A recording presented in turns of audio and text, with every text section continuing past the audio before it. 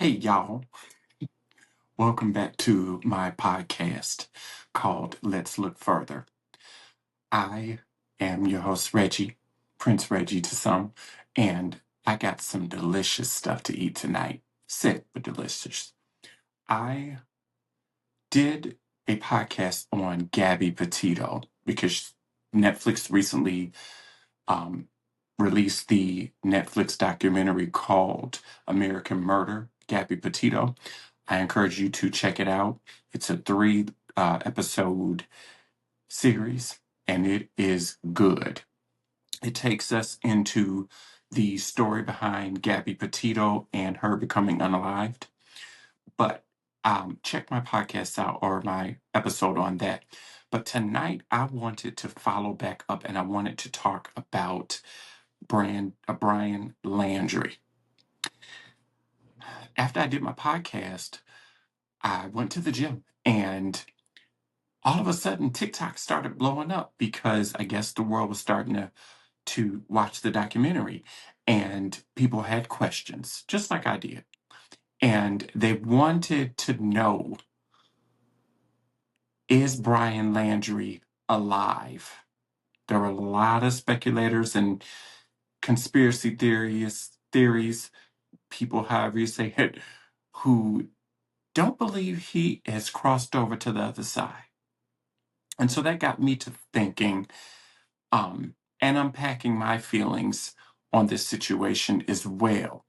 And so I just had to get on here and do a episode for Brian Laundrie and talk about what happened with Brian and some of the facts and how I felt about it. As I get started, just so you know, this is only for entertainment purposes only. I don't have any legal dealings with this case or anyone involved. Now, just to give you a quick overview of the Gabby Petito story, if you have been living under a rock, Gabby was a 22-year-old female who met Brian actually back in high school. They went to school together and met back up later in life and began a romantic relationship. They set off to travel around the U.S. in what we call, or they call, van life, where they live out of a van and they travel the countryside and they vlog it every step of the way. And that was something that Gabby was really passionate about. She was trying to get deeper into vlogging. So her and Brian got a van and they did just that. Only thing is, halfway through that journey, Gabby goes missing, and then we find out that she is unalive. So, I just want to quickly give you a little timeline so you would know. Now, the one thing that I loved about the Netflix documentary is it gave us an inside look into some of the information that we were not privy to as citizens. We didn't know what was going on. I remember when everyone was searching for Gabby, and then I remember when everyone was searching for Brian. But there were details of the case that I had no idea about. And that's why I encourage you to go and watch the series, the documentary on Netflix. So just a quick recap. So July 2nd, now this is all in 2021. July 2nd, Laundrie and Gabby set out, they leave Blue Point where they were at, Blue Point, New York to be exact, on a cross-country trip called Van Life. August 12th, Laundrie and Petito have an altercation with police in Moab, Utah. Someone reported or called 911 stating that they saw Brian slapping her around. When police responded, Gabby was definitely emotional and crying, and that let authorities know that there was something going on. So they didn't just chalk it up and leave. They actually tried to help the situation. Because Gabby was hysterical and feeling some type of way, I think she kind of took the fall for that. because she did tell the authorities that she believed she had overreacted, but her and Brian had a fight. He had locked her out of the vehicle, and she was upset. They noticed that she had some marks on her. So they go over to Brian, and he has scratches on his face. He explains to the officers that, she overreacts, that she got out of pocket, and, she did too much, basically making her the villain of the story. And based on what she kind of told authorities, they believed it.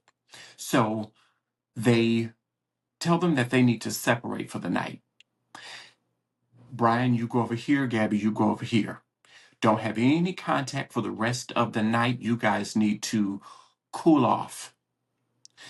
The weird thing is they sent Brian to a hotel. He had no money for a hotel, so they sent him to a hotel. Gabby, they let her continue on to the campsite with the van. Now, I don't know who in their right mind would let a young lady out there in the wilderness, let her just go to a campsite for the rest of the night, and they send Brian to a comfortable, warm hotel to rest up. But hey, that's just me. That was really bad on the police's part. Now, the crazy thing is they told them to not have any contact, right? But there were reports that they both met back up that same night and got back on the road. Go figure, right? But September 11th, Petito's family reports her missing. Now, let me back up a bit. Gabby did contact her mother and let her know that her and Brian had a fight. And her mom wanted her to come home, but Gabby did not want to do that.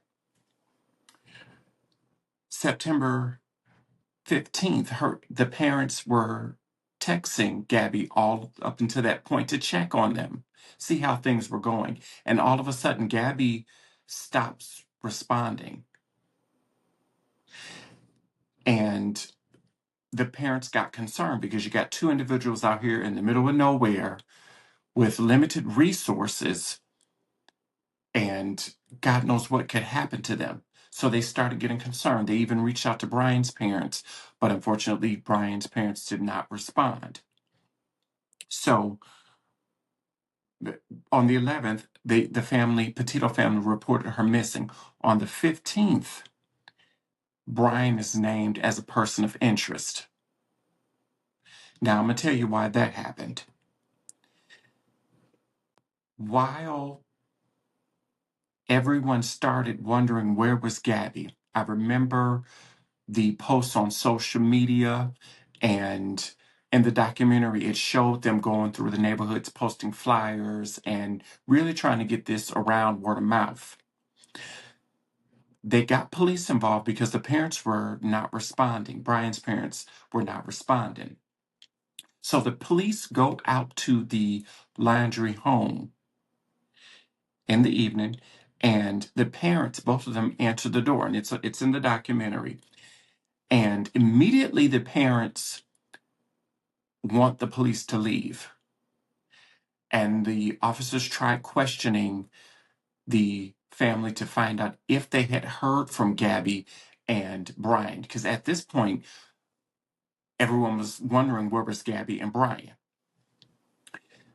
Weird thing is the van was in the driveway, and the parents told the officer that Brian was actually home, but they could not see him. They did not want to talk, and that they should leave. That if they wanted to have communication, they should talk with their lawyer. So police explained to them that, hey, well, the van is actually registered to Gabby. So we have to take this back to her residence, to her parents' residence. So they agreed, and they moved their vehicle so they could tow the van back to Gabby's home. But at that point, that's when Brian definitely became a person of interest in this case. September 17th, police receive a tip about activity at the Laundrie home. Someone contacted authorities and stated that they believe Brian may have had an overdose. They played the clip in the Netflix documentary, but they were concerned about his welfare. And so police responded. September 18th, authorities searched for Laundrie and Petito because after they responded, they discovered that Brian was not home. So now they're looking for both of them. September 19th, Gabby Petito's body is found in Wyoming. September 20th, the FBI searches the Laundrie home because immediately he's a suspect now. But again, he is not there. September 20th or 21st, the autopsy confirms that the body found is indeed Gabby Petito. September 23rd, a federal arrest warrant is issued for Laundrie. Now remember, he's still missing. October 20th, Laundrie's remains are found at Carlton Reserve, and the authorities determined that Laundrie died from a self-inflicted gunshot wound. Now, that was a lot. Let's unpack that for a bit. I found it very weird that the police were not able to get a warrant sooner or bring Brian in for questioning. Now, I heard in the documentary that they kept stating that they have to have probable cause to go into the home or to bring him in. But a young lady being missing in the middle of nowhere, to me, that's definitely probable cause. But they left it at that. Now, one thing that I found very weird was Brian goes missing.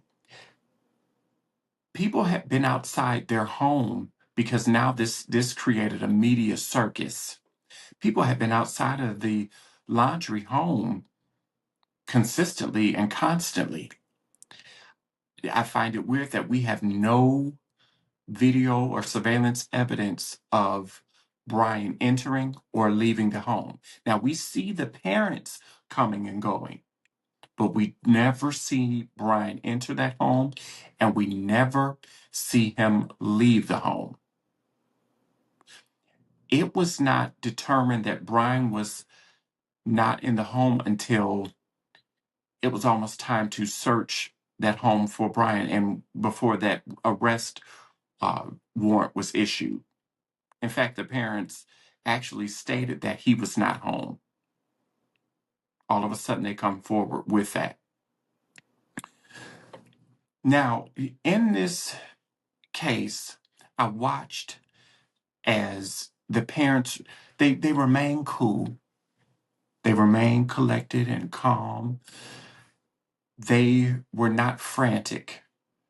They were not upset in the way that Gabby's parents were. They were, both of them, the mom and the father, they're not together, but they were actively searching for their daughter. And they made it known that we want our child home. Something is going on. We need your help. But the Laundrie family was really cool. Their response almost to everything was, you have to talk to our lawyer, contact our lawyer. Why the heck would you need a lawyer? That's weird to me.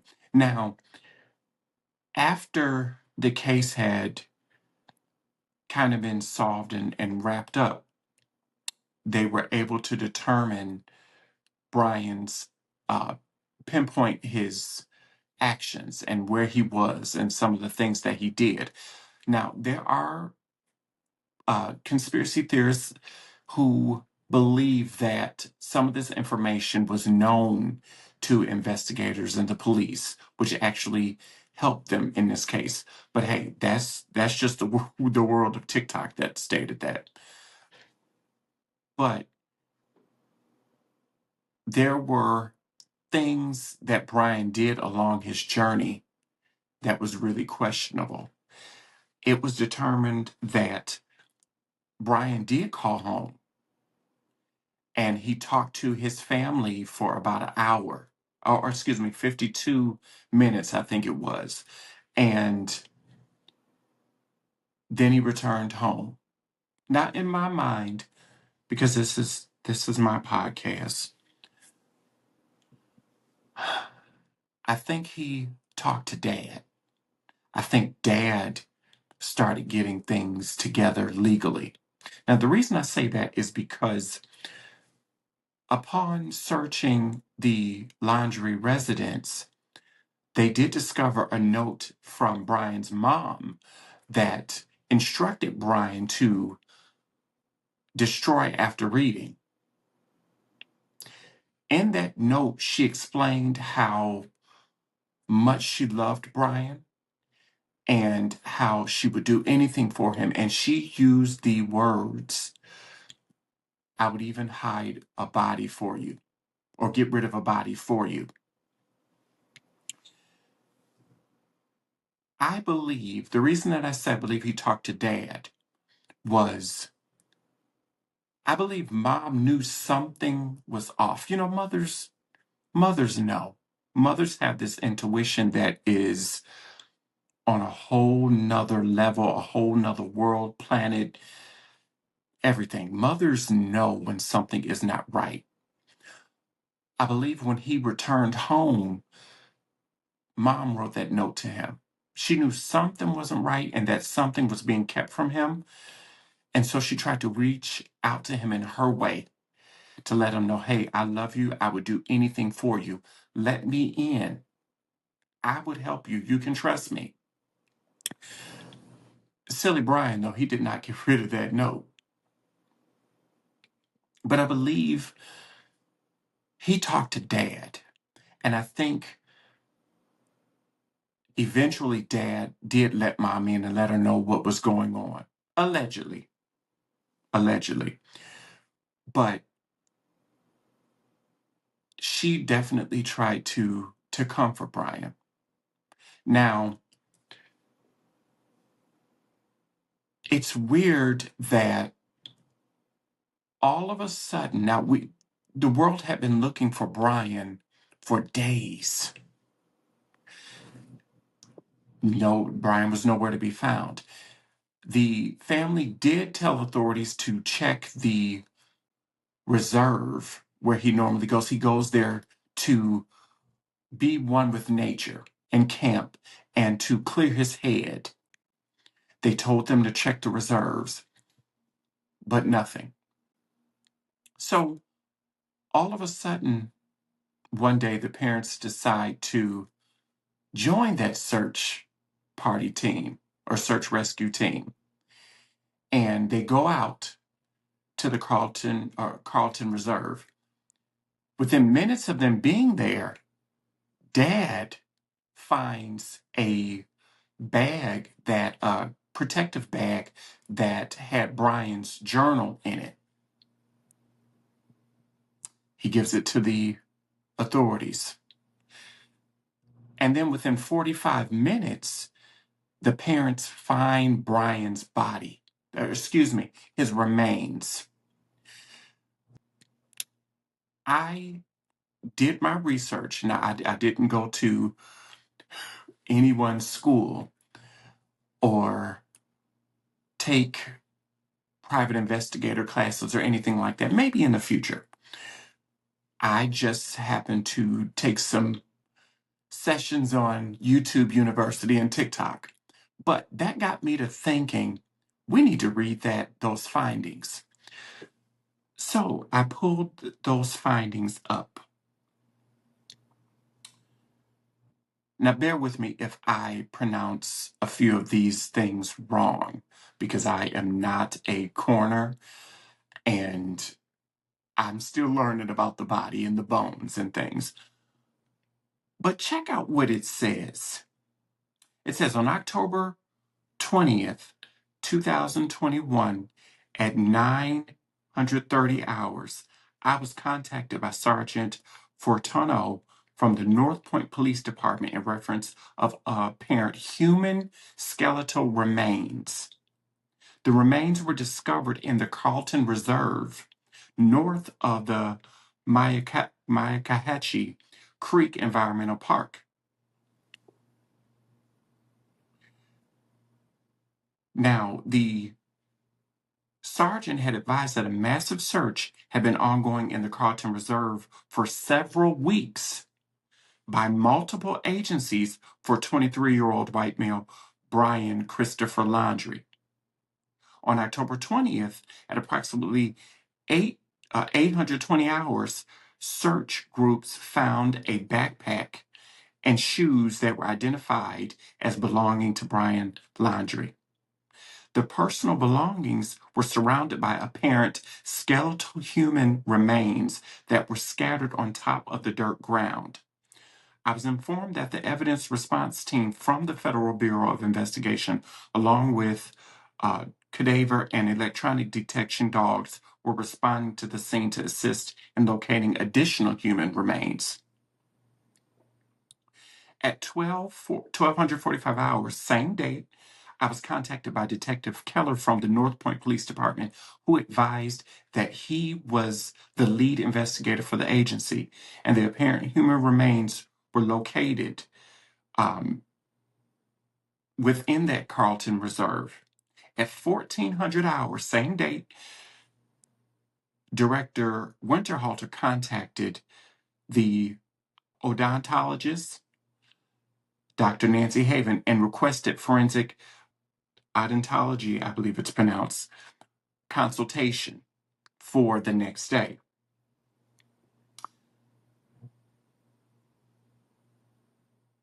I'm going to scroll down a little bit. I want to read about what was found. So we can see that they found the remains after stating that they had searched several weeks. But the documentary revealed that the parents joined that party and dad was the one to find the backpack, and then they both found the remains. But let's look at what was found. At 1700 hours, same date, which was the 20th, Chief Investigator Andres arrived on scene. We transported to the location of the apparent human remains. Upon arrival, we met with Katie Harvey, team leader of the FBI, the evidence response team, who walked through the scene with them, okay?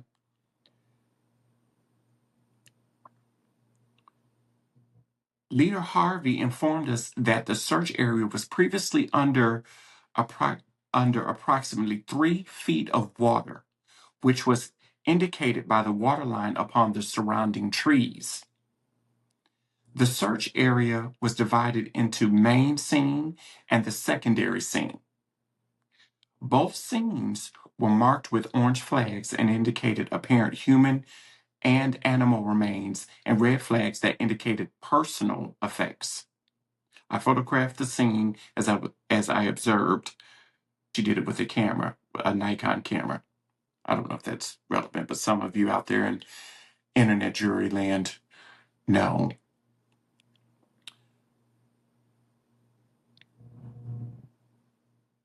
Okay, now this is what they said. The scene within the Carlton Reserve included trees and overgrown vegetation that had total exposure to outside elements. A winding, walking, and vehicular trail ran in a north and northeast direction up to throughout the scene. The skeletal remains and personal effects were in plain sight and scattered upon the dirt ground. Now, let's talk about those scenes. The main scene contained human remains that included a right and left scapula. a right humerus and a left and right femur, 2 tibias, 2 fibulas, 2 clavicles, 2 pelvis, 1 right ulna, 1 right radius, a sacrum, multiple ribs, multiple skull fragments, along with the maxilla and mandible, and approximately 25 vertebrae, cervical, lumbar, and thoracic. Now I know how to pronounce that word. I don't know why I'm acting brand new. Thoracic. Dr. Brusser confirmed that the remains in this area were indeed human. Now, that second scene, let's talk about that second scene. The second scene contains skeletal animal remains and a handwritten half note and a hat with the logo Moab Coffee Roasters. I was informed that the dry bag was located at that contained a journal along with a wooden box that contained a small notebook and a photographic picture of Brian Laundrie. I was advised that there were additional photographic pictures, but the contents were undisclosed to me at that time. At 2000 hours, same date, all personnel from the District 12 medical examiner cleared the scene. Okay, let me stop right there. So I needed you to be able to walk through that scene and see what and feel what was found. Let's talk about that journal that was found. They do talk about the journal in that Netflix documentary. In the journal, Brian talks about Gabby. He talks about that fateful day with her. Allegedly, it got cold. Gabby was outside and she was in a lot of pain. And she was begging for him to help her end her life. And so he agreed and he helped her end her life. Brian, in his journal, also stated that he came out to that reserve because he was going to end it. Now, remember, I don't know if I read, but they also found, they discovered that he died from a gunshot wound. Brian revealed that he was going to end it and that he was going to end it in an area where he was sure that the wildlife would tear his body apart and destroy him. And that would maybe give some vindication to what he did to Gabby, or somehow maybe make the universe feel better. As we can see, the animals, based on what the findings, the animals definitely destroyed that body. They definitely tore that body apart. Now, TikTok police and investigators and whatever you want to call it were questioning how was it his body was decomposed already, but yet Gabby's was still in a state of being able to identify her and recognize her. This is why I wanted you to walk along that scene with me. I needed to read what that scene was like. Allegedly, his body had been underwater. I guess a storm came through and it had been consistently raining. So evidently his body was underwater for some time. Then, as he wanted, the wildlife helped to take care of his remains. I do see that he was smart enough to put that journal in a protective case. And it also seems that his personal belongings were up on higher ground because in the report, it did say that the book bag and things were found on dry ground. So I think he was clever enough to leave that information. And in a weird way,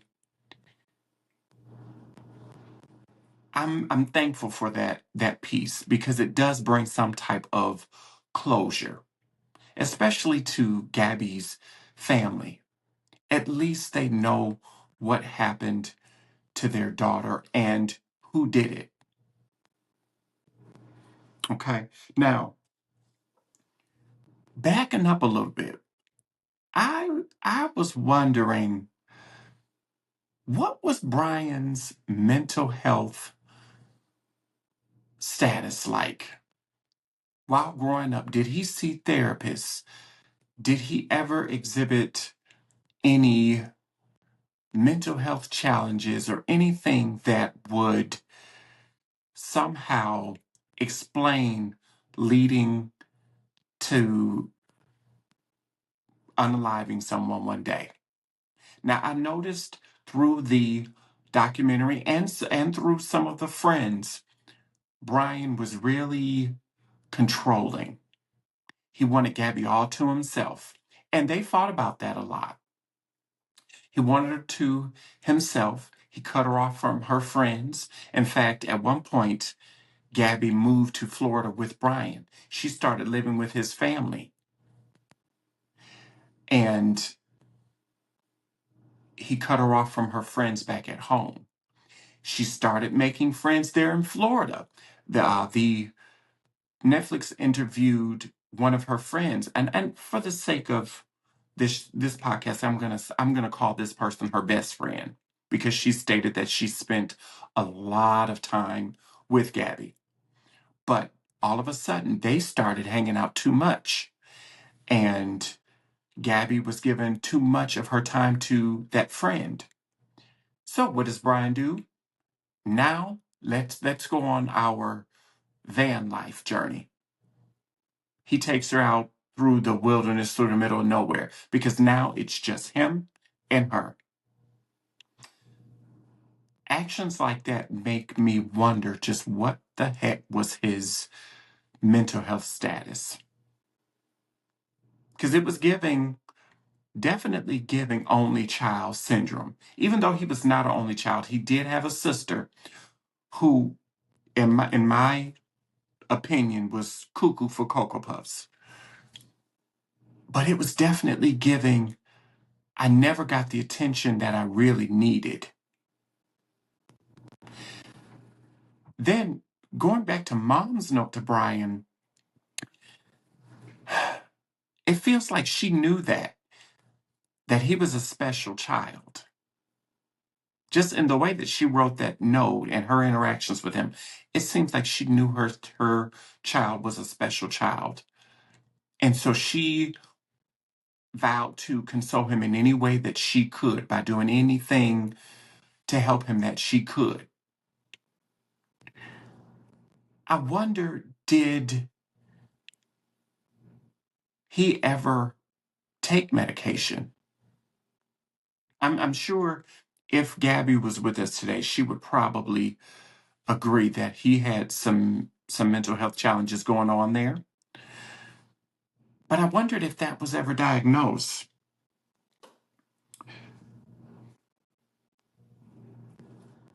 I wondered also, did he have a lot of friends growing up? Because they talked to a few, and I did do a TikTok on that friend, that mutual friend that Brian and Gabby had, and how I believe that she should be looked into. But did he have a lot of friends? Because it was not giving, I have a lot of friends to preoccupy my time. Because if he did, he wouldn't be so worried about where Gabby was spending her time, right? But that's just me.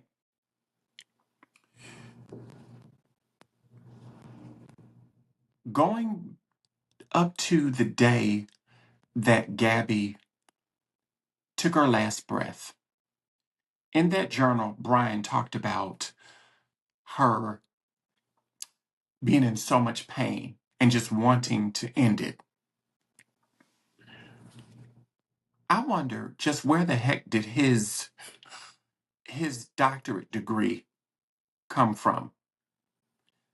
How on earth did he know that the way to end her pain would be to assist her with allegedly ending her life through him?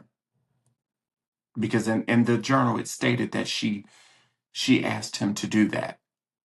Now, when you look at Gabby's autopsy report, it does say that she died from strangulation. And I believe also blunt force trauma to the head.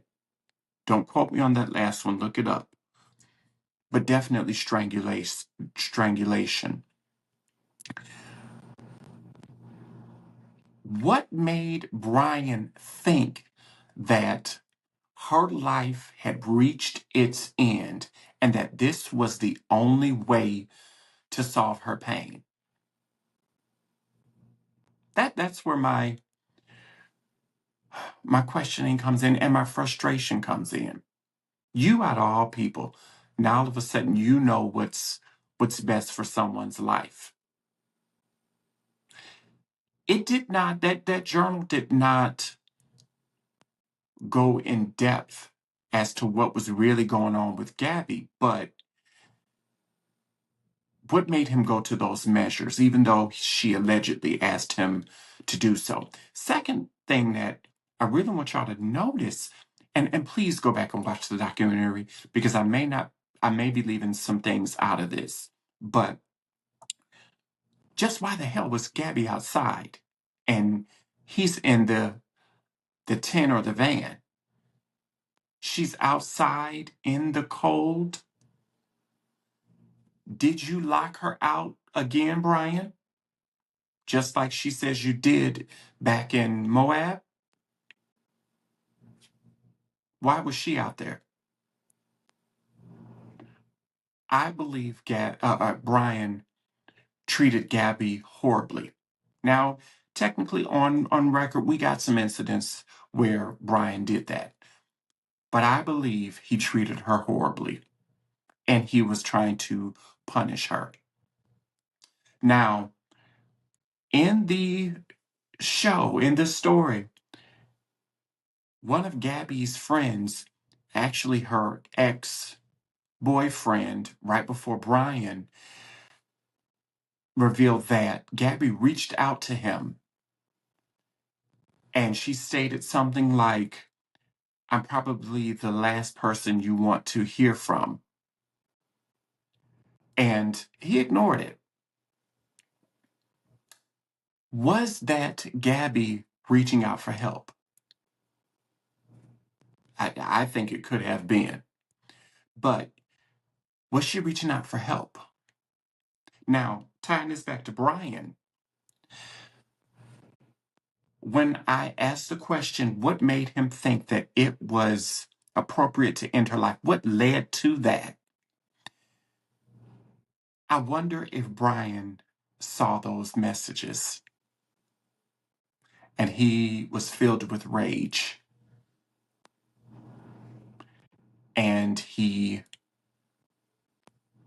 ended it for her.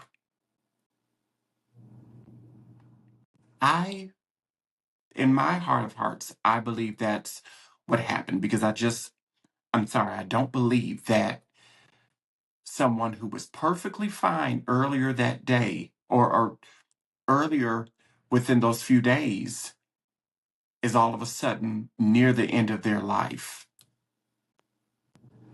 There's so much there so much so there that you need to help them. Because it's believed that I believe either that day or the day before, the last known footage or surveillance footage of Gabby Petito was with him inside Whole Foods.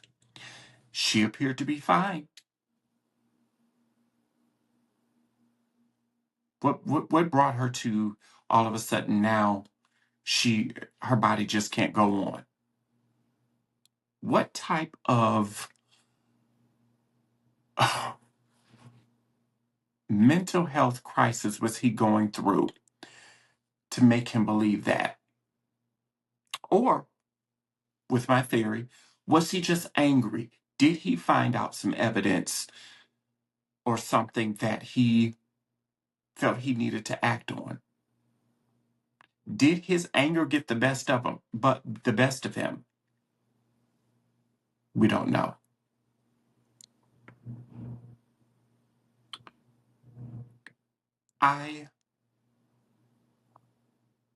While at the gym, when I said that TikTok was blowing up because there were people finding different angles and they had questions.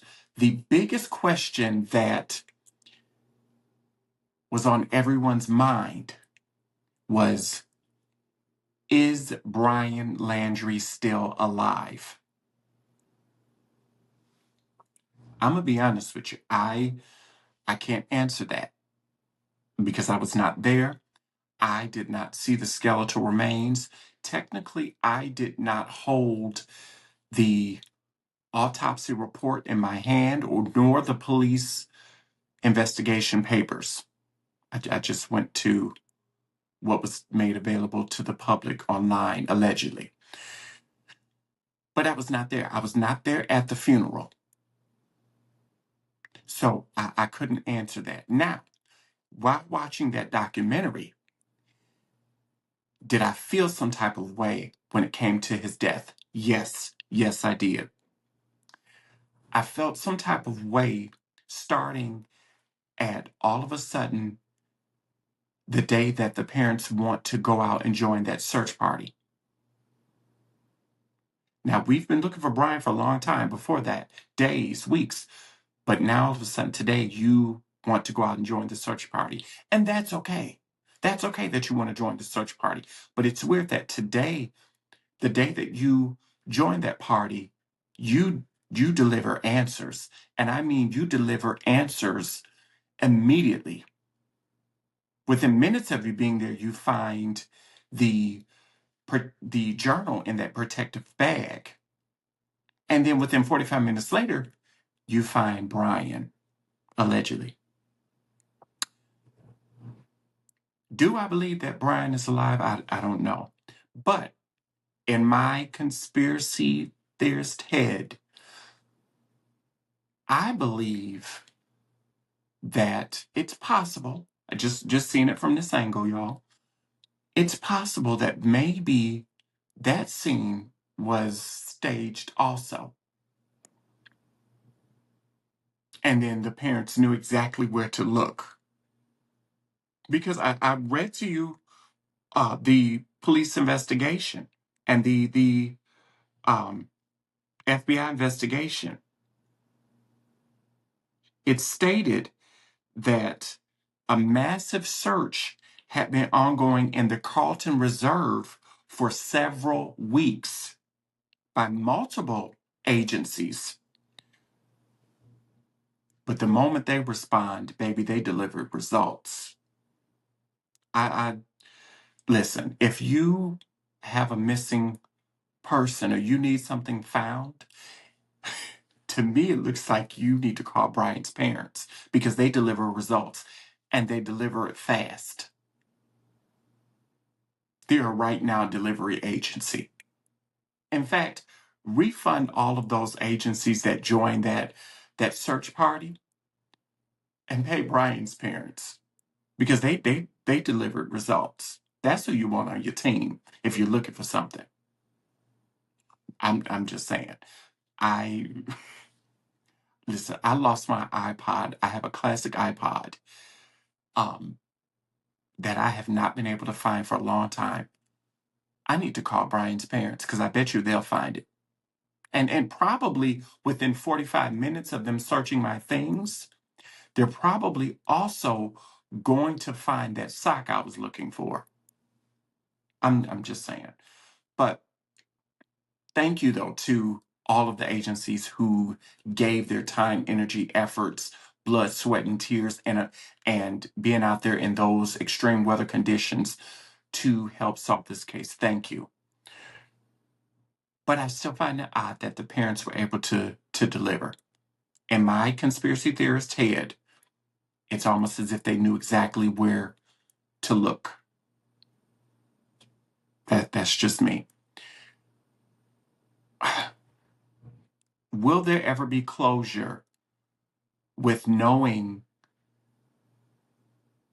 that Brian is either with us or not? I don't know. I don't know. The reason I don't know is because his search had been going on for several weeks. And before that, remember, there were a couple weeks that went by in which Brian was allegedly at home with the parents. But remember, police never saw him. The parents just stated he was home. Hey, Brian could have probably jumped ship and left then, giving him ample enough time to get away and go somewhere else. We'll never know. Maybe mom helped, allegedly. She did say that she would do anything for him, even get rid of a body. Maybe transport another body somewhere else. But we don't know. I don't know. And if it's ever determined that those remains that were found were indeed Brian Laundrie's, allegedly it has been determined. But if we ever found out without a reasonable doubt, just we knew, my condolences to his family. Losing a loved one, let alone a child, is not an easy thing. In the comments, I want you to tell me, do you believe Brian is still with us? Or do you believe that he has crossed on over to the other side? Tell me what you think. As always, I'm Prince Reggie, and thank you for listening to my podcast. Like my page and subscribe to all of my social media endeavors. I'll see you at the next story. Bye bye.